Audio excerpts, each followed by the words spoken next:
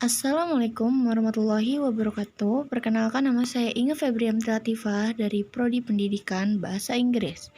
Nomor induk mahasiswa saya adalah 18821501993. Pembahasan yang pertama adalah ketahanan nasional berarti mampu survive. Survive ini dibagi menjadi 8. Yang pertama, survive dalam wilayah negaranya sendiri. Kita berada di negara Indonesia, negara archipelago, memiliki topografi yang unik serta kondisi sosial masyarakat yang juga unik. Yang kedua, survive dalam hal pengolahan hasil kekayaan alam, yaitu tambang maupun flora dan fauna, agar tidak dikuasai oleh negara asing. Lalu yang ketiga ada keadaan dan kemampuan penduduk. Caranya bagaimana? Dengan diwujudkan pengembangan sumber daya manusia. Lalu yang keempat ada survive dalam penanaman ideologi, yaitu penanaman nilai-nilai Pancasila sebagai jalan tengah perjalanan bangsa. Selanjutnya, ada survive dalam politik. Masyarakat memiliki kebebasan individu terjamin, tidak ada dominasi mayoritas. Semua hukum yang berlaku di Indonesia harus didasari Pancasila dalam pelaksanaannya.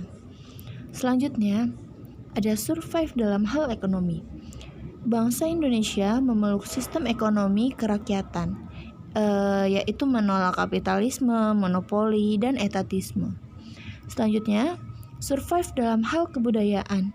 Bhinneka Tunggal Ika harus dikedepankan agar dapat menangkal masuknya paham kebudayaan lain yang merusak. Majunya iptek jangan sampai menggeser penafsiran kebebasan yang justru malah melahirkan konflik sara. Dan yang terakhir, yaitu survive dalam hankam. Pertahanan kita harus mampu menjamin keamanan dan keselamatan negara. Segala paham yang bertentangan dengan Pancasila harus diberantas. Pada hakikatnya, ketahanan nasional harus mampu menjaga negara dan penduduknya tetap utuh. Pembahasan selanjutnya adalah wawasan Nusantara.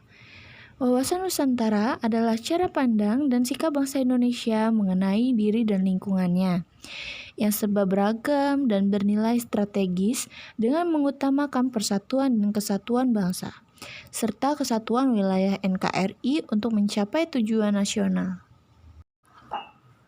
Yang pertama, ada tujuan yang sama-sama ingin merdeka. Yang kedua, sama-sama ingin keadilan. Yang ketiga, sama-sama berpikir dan bertindak jujur. Yang keempat, solidaritas atau kepedulian terhadap sesama. Yang kelima, ada kerjasama yang baik. Dan yang keenam, ada loyalitas atau kesetiaan pada nusa dan bangsa. Fungsi wawasan Nusantara yang pertama ada wawasan pembangunan dan yang kedua ada konsep ketahanan nasional. Lalu tujuannya adalah untuk memupuk rasa cinta terhadap tanah air. Pembahasan selanjutnya ada konstitusi. Konstitusi dibagi menjadi 2. Yang pertama ada tertulis dan yang kedua ada tidak tertulis. Selanjutnya ada jenis kekuasaan di Indonesia. Yang pertama ada kekuasaan legislatif, yaitu kekuasaan dalam pembuatan undang-undang.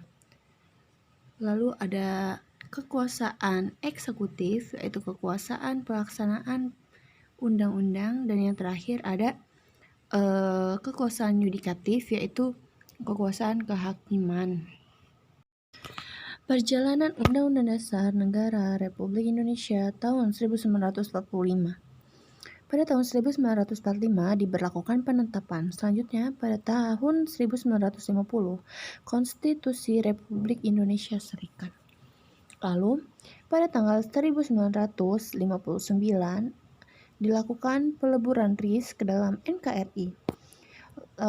Sehingga sejak tahun 1959 sampai dengan sekarang diberlakukannya amandemen yang dibagi menjadi 3, Yang pertama ada HAM, yang kedua ada dan yang ketiga ada penghapusan Dewan Pertimbangan Agung. Lalu setelah amandemen, ini MPR dapat melakukan kebijakan. Yang pertama ada mengubah dan menetapkan Undang-Undang Dasar. Yang kedua, melantik presiden dan wakil presiden. Yang ketiga, melakukan impeachment. Lalu DPR juga dapat membuat ketentuan. Yang pertama, membuat undang-undang, lalu turun menjadi RUU tunggu ACC oleh presiden. Setelah itu menjadi undang-undang meski tidak disetujui. Selanjutnya ada Dewan Perwakilan Daerah. Ini bertugas sebagai perwakilan rakyat pada tingkat daerah. Selanjutnya ada BPK. BPK dipilih oleh DPR, yaitu bertugas sebagai memeriksa keuangan pemerintahan. Selanjutnya Presiden.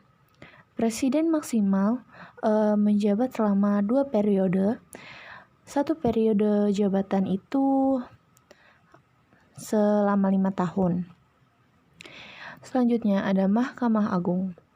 Mahkamah Agung merupakan pengadilan tertinggi kasus perdata dan pidana.